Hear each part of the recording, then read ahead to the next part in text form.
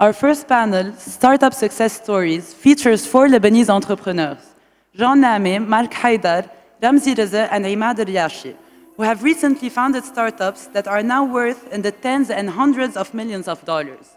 Moderating this panel is Alexander Rasaili. Please welcome Alex once again. Hi again. Sorry, it's me again. So, in the theme of the talk I just gave, I think it's important to also celebrate the Lebanese who, either here or abroad, have gone on the entrepreneurial journey and had some success doing it. And I think learning a little bit about what their journey's been, what they've done perhaps as expected, and other things that maybe didn't pan out quite as expected. So I'm going to introduce everyone, and you have to forgive me, but I hadn't met any of these guys until right now. So I'm going to ask them maybe to introduce each other. So the first is Imad Riashi, who's the chief scientist at Essentia Analytics. It's a London-based firm that does analytics of big data and modeling and simulations. Maybe say a few things about yourself. Hello. Hey, Alex. So our company, do you want me to say about myself or about the company? Just a couple of words about yourself or the company, yeah. Okay, so I come from a very analytical background, did graduate studies in AI, robotics, neuroscience, and then worked in investment banking for a couple of years. And so realized that this is not really what I want to be doing, and I was looking for challenges that were a bit different. Ended up meeting with another co-founder, and we started this company called Essentia Analytics. That's basically at the intersection of decision science and behavioral finance, creating a cloud-based software for professional investors, so basically portfolio managers, so that they can better understand the decisions that they're making, where are they doing the good decisions, what the bad decisions are, and in which context they're making these bad decisions. Great, thank you. Thank you. Next up is Mark Haidar. That's me. Welcome. All right. Thank you. Mark is an entrepreneur. He started his first company here when he was 17, and I want to hear a bit more about that. But maybe you could say a few words about yourself, and then we can catch up on the Lebanese experiences later. Yeah, absolutely. Well, first of all, what a spectacular event. Yeah, this is the job that BDL has done here is just phenomenal. The energy in the room is just spectacular. And I cannot believe just that this is the first event that's been done here. So thank you for inviting me here and just to share my experience. A little bit background about myself. I grew up here in Lebanon and in very poor neighborhoods, and went to school in a refugee camp called Ain al-Hilwa here. And I needed a way just to get by school, so I started my first company at 17. This is probably, we can talk more about it. Fast forward 6 years, got my undergrad degree here, and 2006 war erupted, and I had to get smuggled out of Lebanon to Syria, to Turkey, and then somehow got to the United States. And then I started another company there called Dialexa, and then Vinley. Probably going to talk more about it today. So, thank you. Yeah, look forward to that. And Jean, maybe you can say a few words about yourself. Jean has started up a company based in London that does surgical technologies, and has had his company is already 40 people within 18 months. Maybe say a few things about your experiences. Thank you. Firstly, just a second on Mark's comments. I think this is a fantastic event. So I'm a plastic surgeon by trade, and I went to med school. I was in the UK. Whilst at med school, worked with one of my colleagues to code and build something that we thought would help solve a problem. And it was a problem that we witnessed firsthand. And so I guess we didn't really start a company. We started a solution as doctors to a problem that we saw firsthand. And from that has emerged a company. Thank you. That's great. And then lastly, Ramzi, you can say a few things about yourself. You're based in Berlin, which is even more unusual, but maybe a few words about yourself and about the company. So yeah, I mean, I second what everyone said. It's really awesome to be here. I was born and raised in Lebanon and left to Berlin when I was 21 on my 21st birthday. Did my master's there, started doing my PhD, and at some point realized that information systems was not really for me. Too many, power suits, PowerPoint, PowerTie, and I wanted to actually do something bigger. So I founded a company called IM, and our basically vision is to understand photos and index the world's photos. We're based between Berlin and San Francisco, 55 people, and I'll be talking a little more about that later on. But yeah, totally excited to be here and to have a nice conversation. Welcome. Well, it's great to meet you guys, fellow Lebanese, and I know there's a bunch more in the audience, who are lurking around that I know of. So I'd love to just go maybe ask a series of questions, and just to ask each of you like some of your experiences, just for the benefit of the audience, to kind of learn a little bit more, get some inspiration from your journeys and stuff. The first one is, what was the inspiration for your business, for the one you're running right now, or perhaps even the one you started when you were 17, Mark? And what was the thing that got you going? Was it just the thrill of doing your own company, or was it that you wanted to solve a specific problem? Well, it depends on which company I started. It was like for different reason. The first company I started was basically for pure, sheer need of survival. I just needed to be able to pay my school tuition and needed to make $4,000 a year. So I used just to go and look for projects, and whatever project I get, I would just bid it for $4 grand, no matter how big it is. So that was the first one, is the sheer, the need for survival. But then when you start seeing that how much you can do with limited resources when it comes to technology, because really technology is the most important asset of it is the human capital. When you started first company, I did not need a manufacturing line, I did not need employees, I didn't need any of that. It was completely dependent on my qualifications, my skills, and my keyboard and the computer. And that actually just resonated with me, thinking, oh my God, I can do better. I can do bigger than that. So once I finished my degree here in computer engineering, I started realizing that the market here in Lebanon is very small, and we could not grow. I could not build a company like Microsoft or Google or Jawbone, right, in Lebanon. It's really hard. And so I said, I want to go to the United States. I want to go to Silicon Valley and just live the dream, just take the skill set to the next level. Over there, just like the inspiration or the need is just, I wanted to do something bigger. I wanted to, the dream to change the world and build the next Google, build the next Microsoft. And from there, just started a journey. So you wanted to be disruptive more Absolutely. than anything. Absolutely. That's great. That's great. Jean, what about you? I didn't really want to start a company. I'm a doctor, so I wanted to make people better. I'm a plastic surgeon, and there's a misconception in the crowd, I'm sure. It's not all cosmetic surgery. We do make people better as well. And so being a doctor, I think the primary aim was always to make patients better. And you're given a tool as a surgeon, which is a scalpel. And I guess being within a surgical system and developing expertise around that, you start understanding the problems and the constraints. And I think that's where technology can empower, provided that it's deployed in the right way.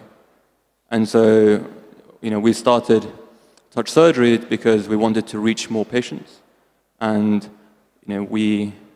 myself and my colleague, essentially wanted to make surgery better, and in doing so, improve patient lives out, kind of globally. And you, in many ways, what you see is, because there are tens of thousands of other surgeons out there who are suffering through the same kind of issues, that you felt you could actually have a much bigger impact by creating a new kind of tool or capability that would then empower all of them, right? Yeah, absolutely. I think it's very important that you understand your problem. I mean, from our point of view, I was within the problem, entrenched in the problem. So I understood as a surgeon what the difficulties were within surgery. And these difficulties in healthcare in general aren't restricted to one economy or one market. These are global. And so being within a problem, understanding the problem from your own perspective, and then kind of stepping back and meeting really smart people who do design, who do engineering, you then reevaluate the problem from a different perspective. And so I think the problem is where I started.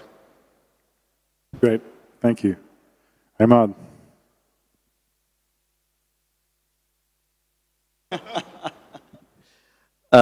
So I think the thing that really ticked for me as in to start the company that I'm in now is actually that's not kind of my first experience doing startup. I had first experience I was wrapping up my graduate study, which was a dramatic failure. But your graduate study was a dramatic failure? No. So as I was wrapping up my graduate studies, I was starting also a company where we had the grand vision that we wanted to solve basically climate change and kind of reverse it by coming up with some kind of B2B2C like very convoluted problem. And so although kind of it really did not work at all, I think the thrill that I was getting by waking up every single morning and just going there, and even as it was sinking, just kind of keeping at it, was something that I always knew I wanted to do again.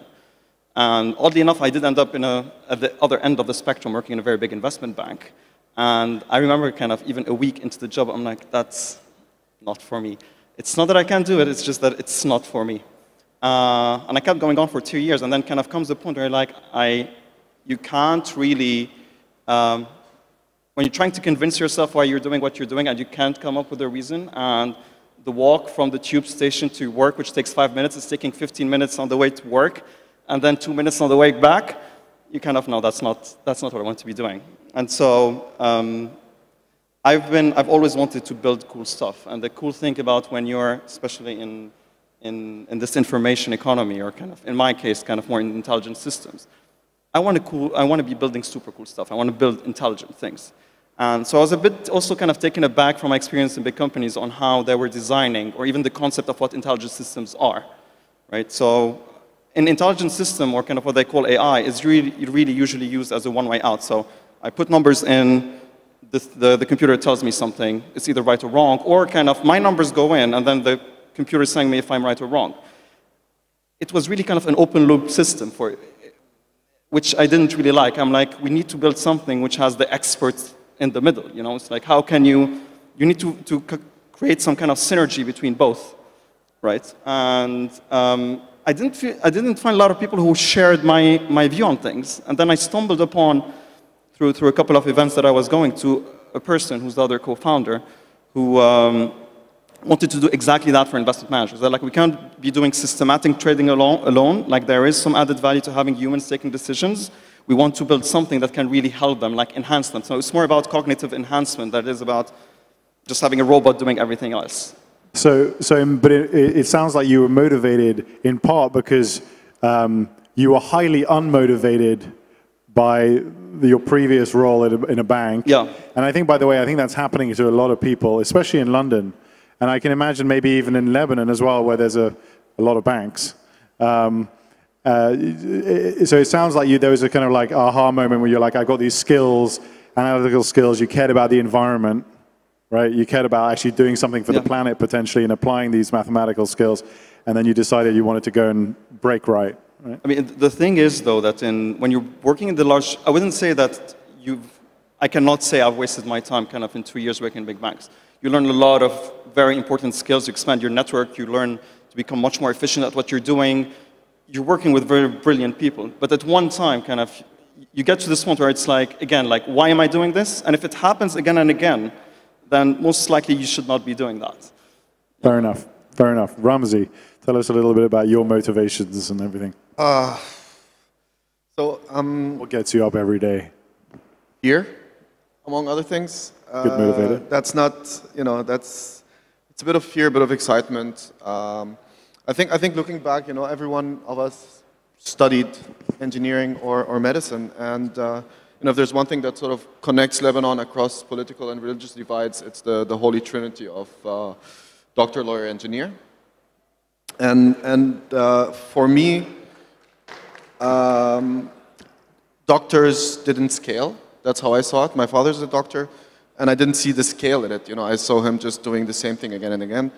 I mean, John is changing it now, but and lawyers seemed sad. and I was left with engineering. And if I had a choice, as a creative person, I would have actually done photography. I would have done philosophy. I would have done something that is totally random, but I wasn't that privileged. I think all of us as entrepreneurs have some privilege to start with because you don't have, or you have less responsibilities. Otherwise, you can't just, throw everything to the wind.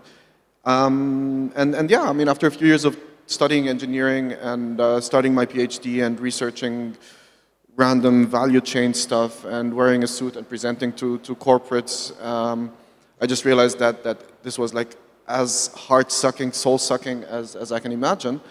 And then I got this idea together with my co-founders of a way where we can bring photography, which is something that has always moved me, together with engineering, which is something that I was kind of good at, although, by now the team is so much better than me that I'm not allowed to code anymore.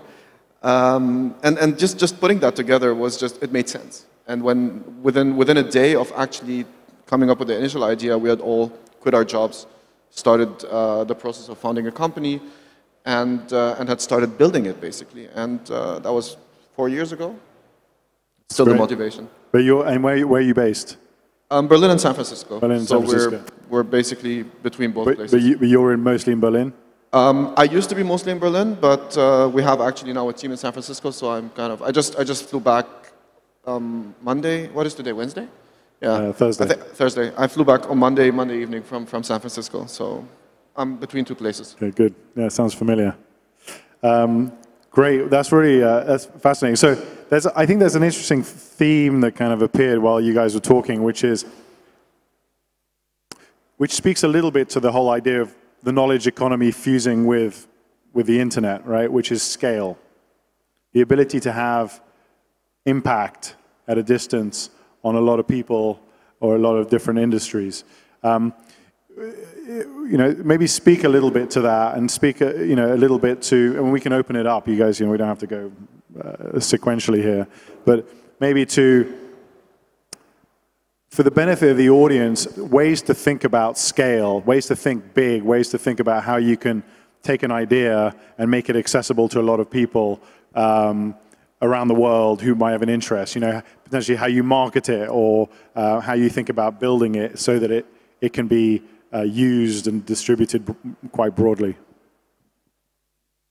I can take that. Mark, go ahead.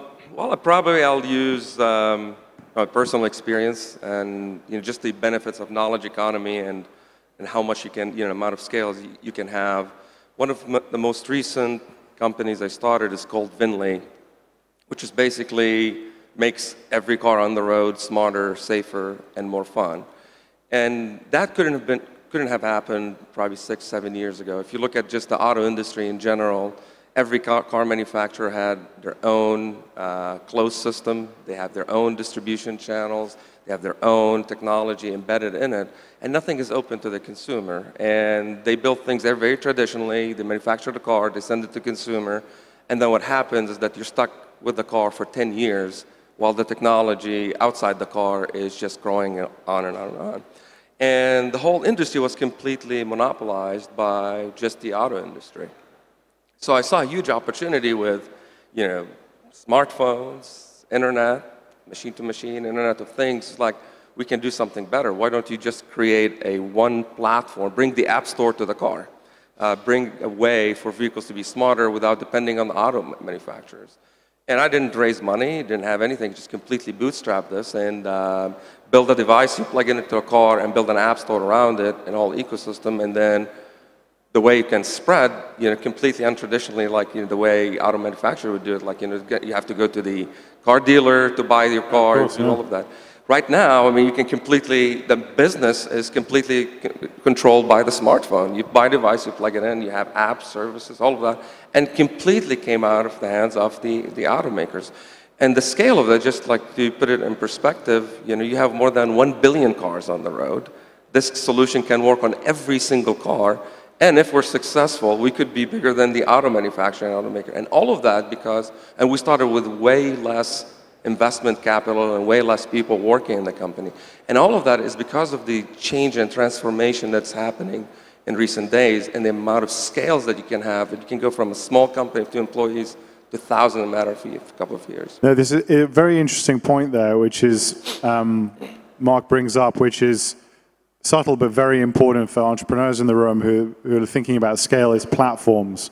So we talk a lot about Instagram and we talk about WhatsApp and these very successful Silicon Valley companies, but they were only feasible because they attached themselves to established widespread platforms, which were the smartphone platforms, iOS obviously and Android, which is a big deal, right? Because these platforms actually exist in more places than you might imagine, and you generally don't want to build your own platform, you want to hop on someone else's. In the case of Jawbone, one thing that a lot of people didn't realize, but which we did, was there were more Bluetooth radios than there were Wi-Fi radios in the world, starting in about 2004. A lot of people didn't know that. We knew that, and so we knew that we could develop Bluetooth devices that could attach to most phones in the world. And I think this is an interesting thing to raise, actually, for startup founders here, is think about platforms you can attach yourself. Because what Mark's talking about is a perfect example of where previously very ossified, slow-moving industries are suddenly being transformed because there's a window has been opened to developers like yours. It's great. Any Jean, Ahmad, Ramzi? I can talk a bit about stuff more from a B2B perspective, because this is what we're doing. So the recent, not really recent, I mean, it's been happening for the last 10 years or so, but everything moving to the cloud has made also scaling up of software development for B2B businesses much easier, right? So whereas before I think you would have to implement your software, go in-house, install it in their systems and all of that, now with the platform like AWS from Amazon, even like you can have even an additional layer that makes deployment much easier, like for the tech-savvy people like Heroku and stuff. It's really easy to deploy these kind of massively. The storage in the cloud, security has evolved a lot, where it's even kind of, I would even be tempted to say that in a lot of cases, it's even safer for the company to be storing its data on these secure clouds than it is even to keep it in-house, right? So that kind of makes our life much more easier, especially if you want to be, especially as you're developing your product. So even before you have your finalized product, you can already give them a login. They can access it through the internet or through whatever app, and you can be seamlessly doing updates in the background, getting user feedback, and kind of moving your product forward. So that's, I think, one thing on the B2B business. I just wanted to add one thing that has nothing to do with B2B and about the importance of internet, just having tried it myself. Because of the far reach of the internet and the tools that are available out there, there are a lot of ways for people who have ideas or concepts to test these very quickly, right? And there are hacks around that, like even in the businesses that we're doing, whenever we were thinking about different directions we want to take.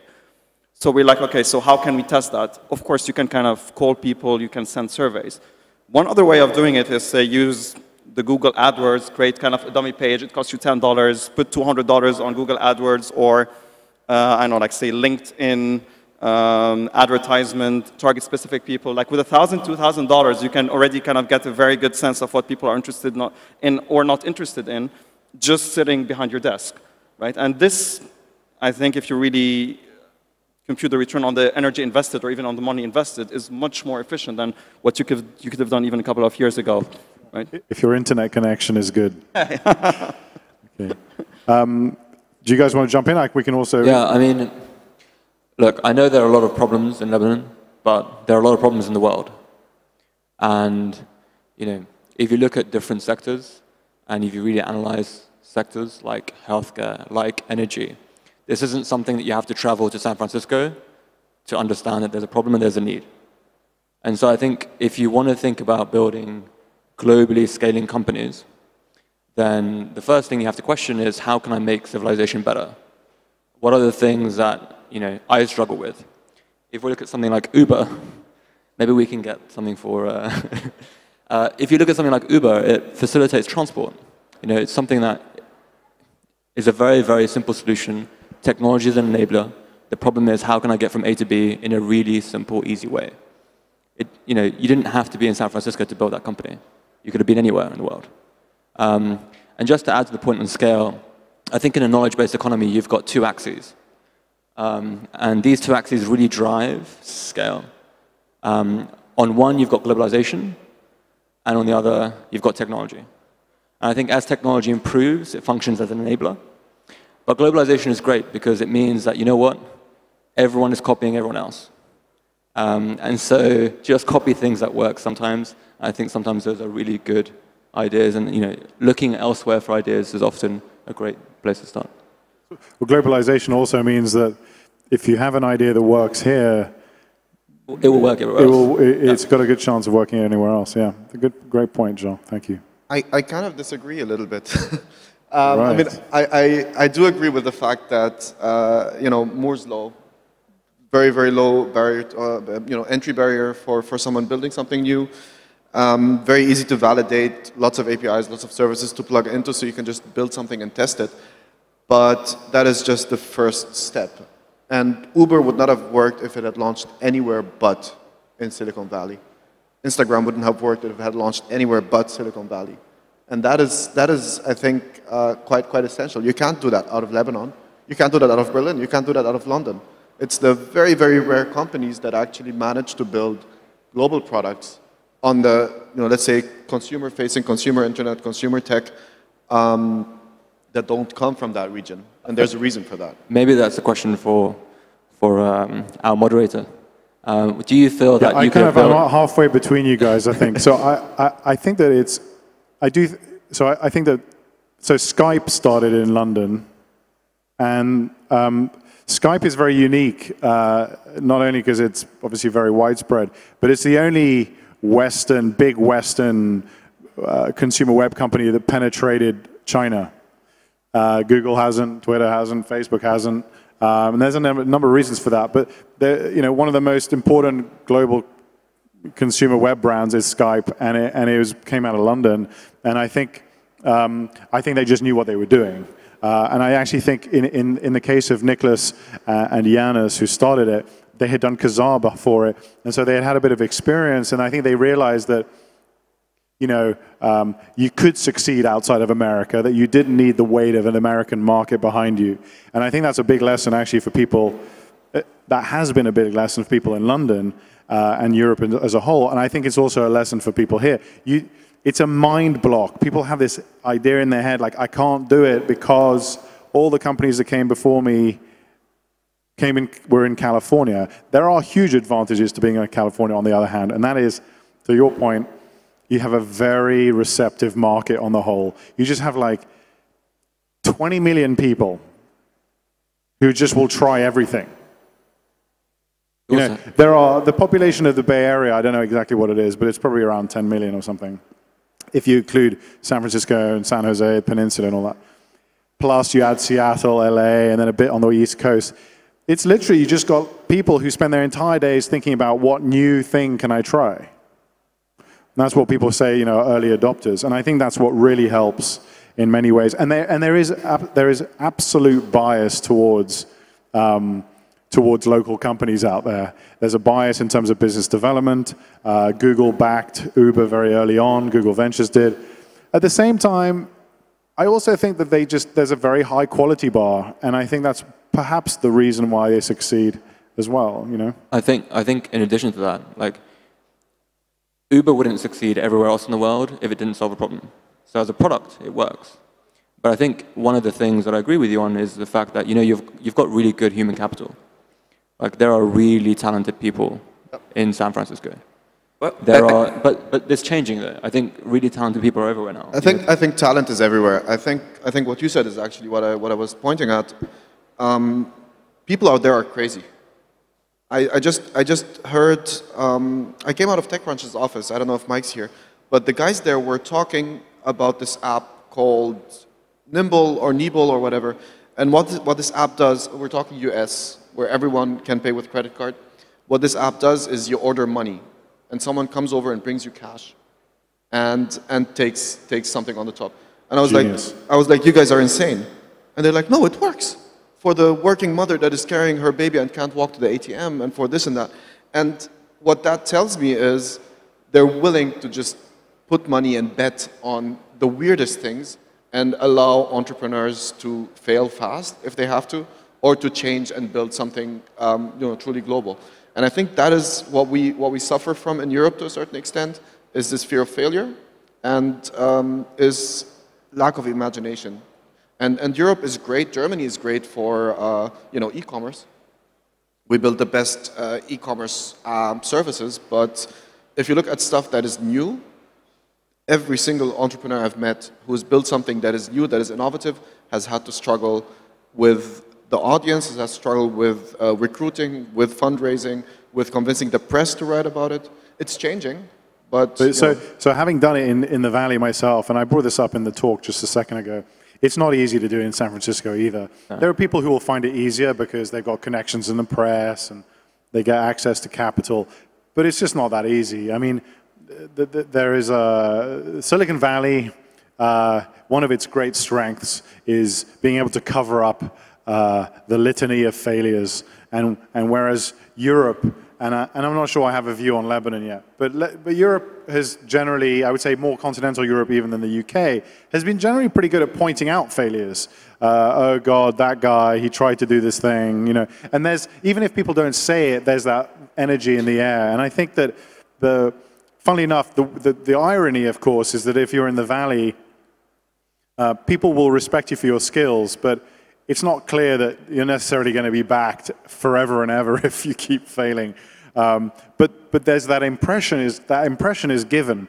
And I think what's so interesting about the stuff that was talked about earlier when it comes to what the central bank is doing and supporting accelerators here is that it's in a sense encouraging more of the country's assets to be given to experimental things. And I think perhaps maybe we can move over to sort of Lebanon-focused counseling, and maybe talk a little bit about, what would you say to entrepreneurs? So, may I just add one thing about the previous thing we were discussing? So, if you allow me just to add another point of view. So, we need, I think, to be a bit careful about the media-induced bias of what is it that we call global.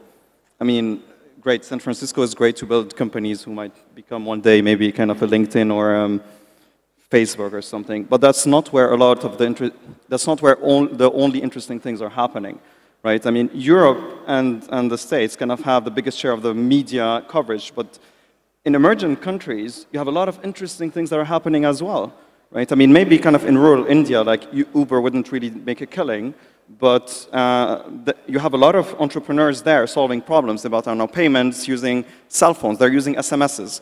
Fine, it's not kind of the most tech-savvy possible way, but it is solving a real problem that a billion people are having. In Kenya, you have people coming up trying to solve problems with connectivity everywhere. They have like one company called Brick, I think, is just one big ugly brick-looking router and battery incorporated just so that you can have continuous internet for 12 hours. Wherever there's a problem and you have an entrepreneurial culture, there are things to be done, right? I mean, exiting with a 50 million company is not maybe as exciting as a $50 billion company, but it is something big, and you're really making an impact there as well. That being said, I mean, coming back to the problem of, not the problem, but kind of the whole issue that we have in Lebanon, like I think what the Banque de Liban is doing is amazing. So it's alleviating some of the pain that is coming from funding. Fine, we have a problem with internet. Can someone try and come up with a solution for that? Fine, we have a problem with security. For God's sake, we're entrepreneurs, can we come up with a solution for that? I mean, if there's really kind of an entrepreneurial culture, I'm saying with that funding alleviating some of the pain, I would be very keen and very interested in seeing some startups trying to address some of these issues. Yep, but there's something, just to get into the tangent for Lebanon, I think there's a good segue here, is that yes, some problems are not global. Some problems are a lot of local, but it's really super successful startups that can actually solve a global problem, or a problem that you can actually retrofit in each company, such as Uber. The challenge is not like identifying a problem or solving the problem or finding a solution for the problem. The biggest challenge is to actually find that initial traction, these initial adopters, the first 10,000 or 100,000 users that are going to give you that catalyst in order to expand globally. And that's probably the biggest thing that you can get into Silicon Valley over other, because everyone in there is an early adopter. Everyone in there is willing to try and fail. But what makes Lebanon different in here, and that's why I say in Lebanon, is that even if you solve local problem, the market is not big. But the main reason I want private Lebanese entrepreneurs to actually look on solving the global problem, because Lebanon has something that no other country has in the world. Lebanon is by definition geographically located in the Middle East, but we have 75% of our population are dispersed all over the world. Look at just the conference in here. You know, hundreds or thousands of people just came over.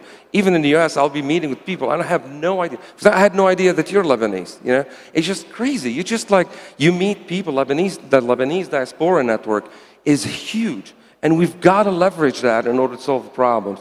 And this is why I think probably what's happening right now here with BDL Accelerate is awesome, because they solve the problem of this bootstrapping, this initial traction that you're going to get, this initial way where I was a student here. There's no way I can actually would have been able to get money before.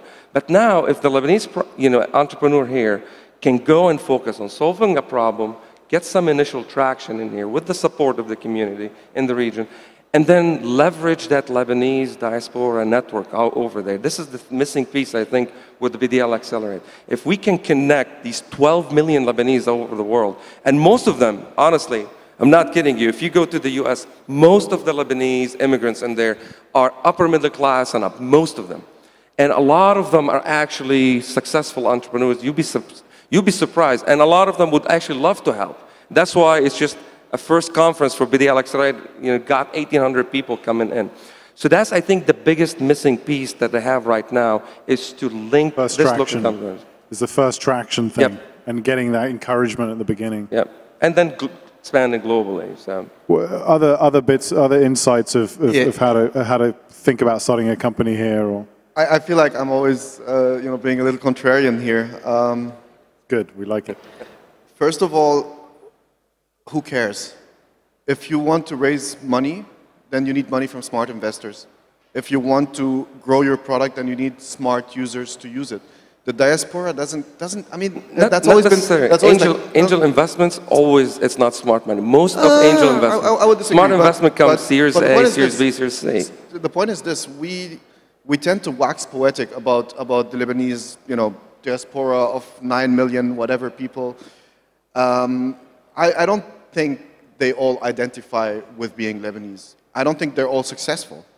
I don't think they're all, necessarily interested. And the point is, to me, that was one of the reasons I actually left 11 years ago, was this tendency to wax poetic about that, to wax poetic about, Lebanon with the beach and the snow and Fakhreddin and God knows what, while we still don't. Our history books end in, at But that's why I left too. Absolutely. But what I'm saying is this, though. I came back in March, and that was the very first time I'd come back and encountered entrepreneurs. Mm-hmm. And these people were not talking about that. Mm-hmm. They were talking about building their company. They were having the same exact problems that I was having in Berlin, yep. That people I knew were having in the US, that people were having in London. But the problem is that is entrepreneurship. There is. I think it's worth. I think. Funnily enough, I think this debate is very good, because I think what we're doing is we're exploring kind of both the fears and the cynicism that naturally arises when people go on and on and on about something that doesn't necessarily materialize. Like you said, maybe the diaspora, it doesn't feel as tangible as we would hope it would be. At the same time, I personally have benefited not from going out and be like, I'm going to go and find some diaspora people. I never did that. Maybe some people do. I didn't. But nevertheless, my first advisor for Jawbone, who basically gave me the credibility technically to go and raise money, was a guy called Pierre Khoury Yacoub. He was a professor at Stanford who had been to AUB, and he had the credentials. Hey, some of our greatest supporters that are surgeons in the US are Lebanese. But nonetheless, Ramzi, I think there's something very interesting in what you're saying, which is starting a company just requires you to build a great product fundamentally and to get it out there and do the work. And it's the same kind of work whether you're doing it in Berlin or San Francisco or Beirut. Is that? I think the reason I'm drawn to this is that it's a meritocracy, or as close to a meritocracy as things can get, which is again the antithesis of what I experienced here growing up. It was, you know, who's your father, what's your religion, what kind of car do you drive, what school do you go to, and so, you know, that's what I'm saying. It doesn't matter where you start your company, and I think that the environment here is as healthy as any other. And but the question is not where you start a company. The question that we're having here is the Lebanese entrepreneurs starting their companies in Lebanon. That is the main question, because we have the advantage to start our companies in Berlin, in London, San Francisco, and Dallas. I've been here, I started my first company in here. I've seen how hard it is. It's almost impossible to start a technology company and grow it.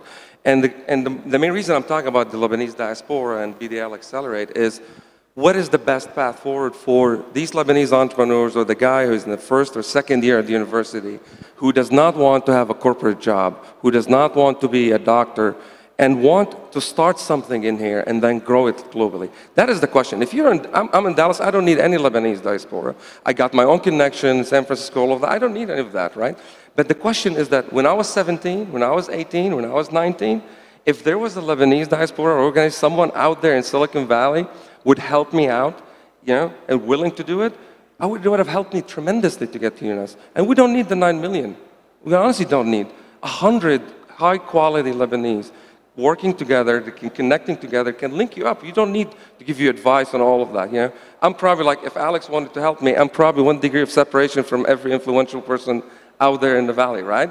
And that's the thing. You know, get people like Alexander, like people who succeeded in there, convince them, and I think you can.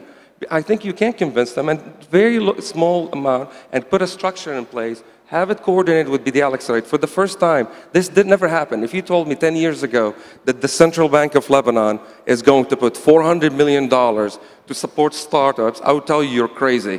There is no way that this will happen.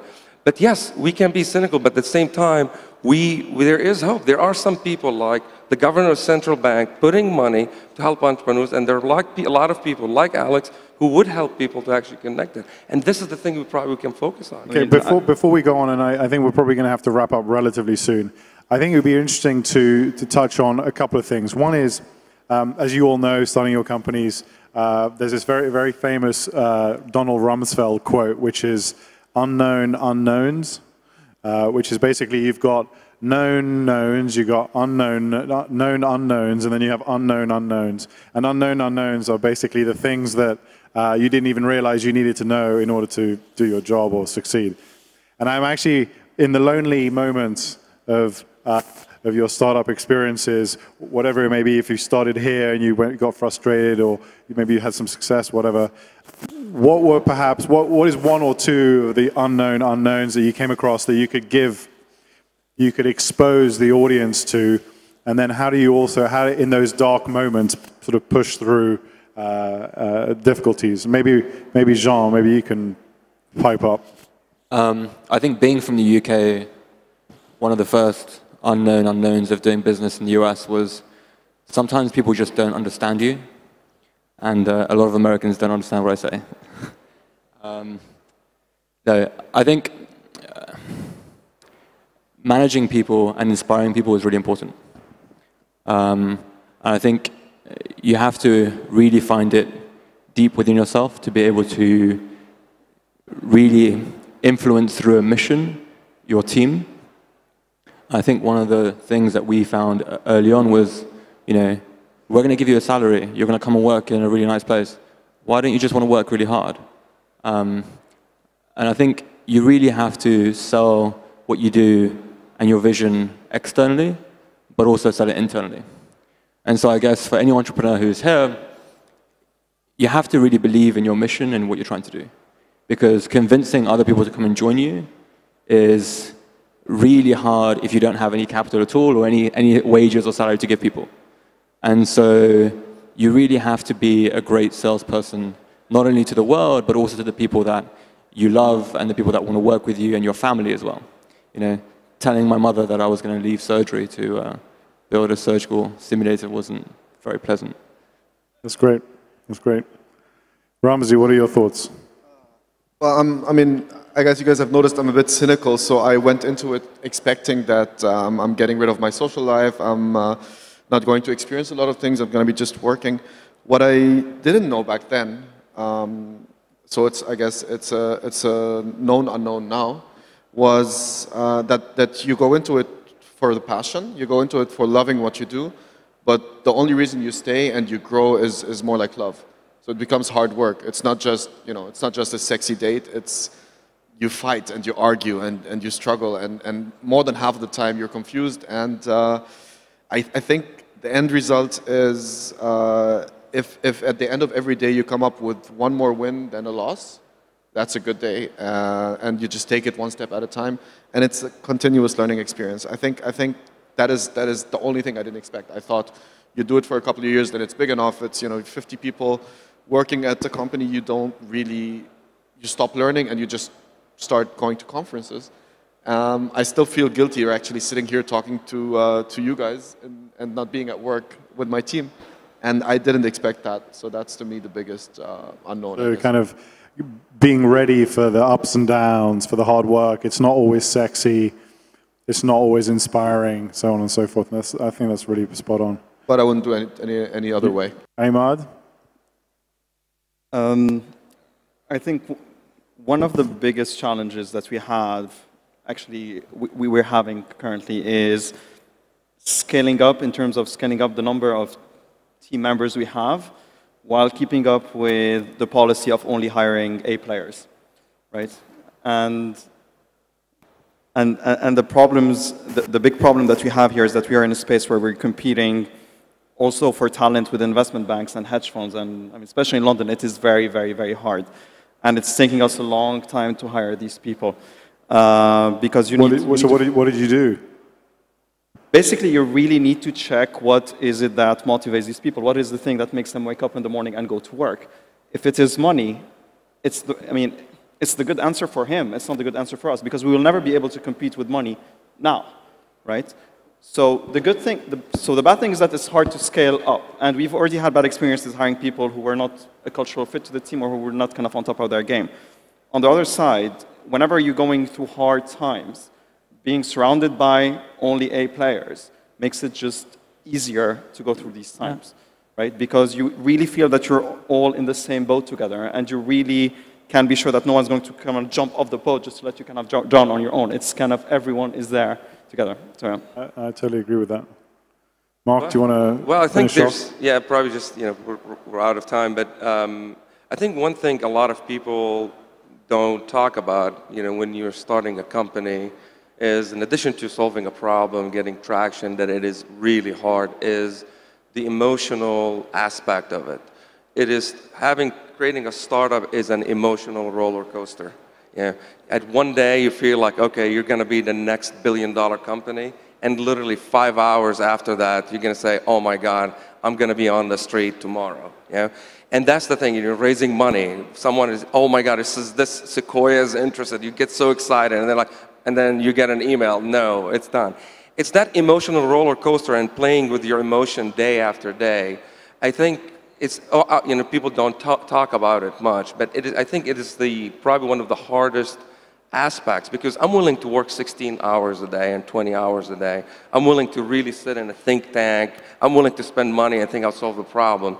But the aspect of playing your emotion, like being happy and sad and you're busy and all of that at the same time in really short period of time is really draining. So that's why one of the biggest things probably an entrepreneur should have, in addition to being smart and hardworking, is having this emotional stamina thing. I think that's spot on. Yeah. Gentlemen, thank you very much. Thank you. That was a really good debate. Thank you. Mark, Jean, Ahmad, Ramzi, thank you. Good luck with your companies. Thank you.